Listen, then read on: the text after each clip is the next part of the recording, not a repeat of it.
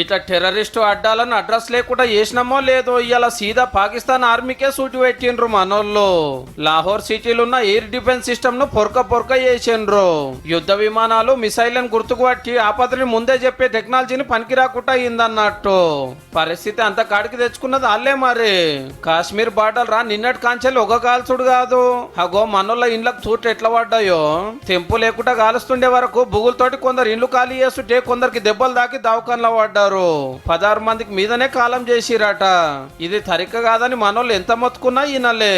16 innocent lives have been lost, including 3 women and 5 children, due to the Pakistani firing. Here too, India was compelled to respond to bring mortar and artillery fire from Pakistan to a halt.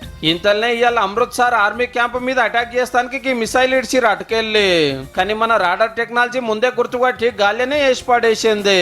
ఈడొక్కనే కాదు, అవంతిపురము, శ్రీనగర్, జమ్మూ, పఠాన్కోట్, కపూర్తలా, జలంధర్, అదాంపూర్, బఠిండా, చండీగఢ్, నాల్, ఫలోడి, భూజ్ ఇట్లా 15 సైనిక స్థావరాల మీద మిసైళ్లు డ్రోన్లతోటి సూటి పెడితే వచ్చినట్టే వేల్చి పడేసిర్రు మనోళ్ళు.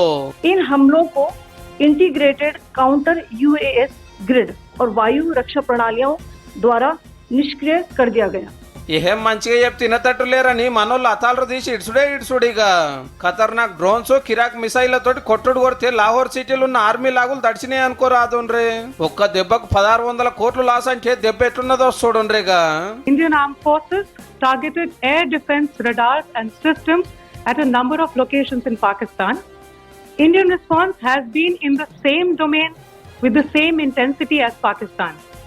It has been reliably learned that an air defense system at Lahore has been neutralized. Rawalpindi, Karachi, Sialkot army సెంటర్ల మీద కూడా మనోళ్ళు అటాక్ చేస్తే అదురుకున్నారు. క్రికెట్ స్టేడియం డ్యామేజ్ అయితే ఆటను ఇంకో కాడికి మార్చుకున్నారు. అయితే ఇక్కడ చెప్పుకోవాల్సిన ముచ్చట ఏందంటే వాళ్ళు HQ-9 మిసైళ్లు వాడినరు. అవి చైనాన్ కాడ అగ్వగ్గున్నాయి. ఇక మనది S-400 సుదర్శన చక్ర. పేరుకు తగ్గట్టే అటుకెళ్ళి వచ్చాయి కథం చేస్తుంది, ఇటుకెళ్ళి రప్ప అంటిస్తుంది. టెక్నాలజీలో పవల్రా తోపు. మళ్ళా ఇండియాలోండి కట్టుకొత్తితే ఆర్పీ అనే డ్రోన్ పాకిస్తాన్ లో వెళ్తుంది. ఒక్క పారే 23 కిలోల బాంబులం మోసుకపోతుంది. పాకిస్తాన్ లో పరిస్థితి మంచిగా లేదని ఆడున్న ఆఫీసర్లను, టూరిస్టులను వెనకకు పిలుచుకున్నది అమెరికా.